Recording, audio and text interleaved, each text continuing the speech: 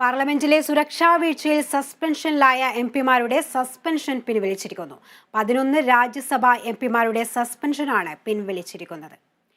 വിവരങ്ങൾ നൽകാൻ ആന്റണി ജിസ് ജോർജ് ചേരുന്നുണ്ട്. ആന്റണി, പാർലമെന്റ് സുരക്ഷാ വീഴ്ചയിലായിരുന്നു 11 എംപിമാർക്ക് സസ്പെൻഷൻ നൽകിയിരുന്നത്. ഇപ്പോൾ സസ്പെൻഷൻ പിൻവലിച്ചിരിക്കുന്നു. എന്തൊക്കെയാണ് വിശദാംശങ്ങൾ?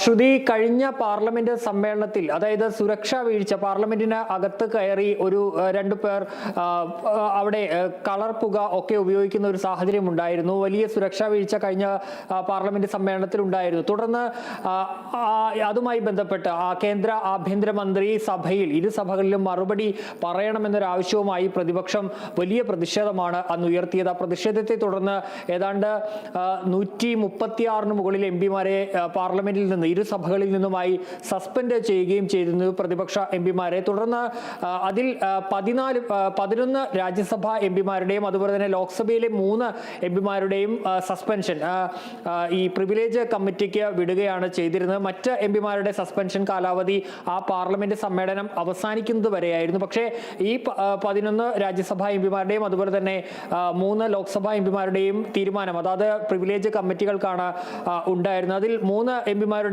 ലോക്സഭ നേരത്തെ തന്നെ പിൻവലിച്ചിരുന്നു. ബാക്കി രാജ്യസഭയിലെ 11 എംപിമാരാണ് ഉണ്ടായിരുന്ന. 11 എംപിമാരുടെയും സസ്പെൻഷൻ ഇപ്പോൾ പിൻവലിച്ചിരിക്കുന്നു. ഏതായാലും ഇന്നിപ്പോൾ ഈ ലോക്സഭ നാളെ ബജറ്റ് സമ്മേളനം തുടങ്ങുകയാണ്. സമ്മേളനം തുടങ്ങുന്നതിന് മുന്നോടിയായി ഒരു സർവകക്ഷി യോഗം വിളിച്ചിരുന്നു സർക്കാർ. ഈ യോഗത്തിലാണ് ശേഷിക്കുന്ന പ്രതിപക്ഷ എംപിമാരുടെ കൂടി സസ്പെൻഷൻ പിൻവലിക്കാനുള്ള തീരുമാനത്തിലേക്ക് എത്തിയിരിക്കുന്നത്.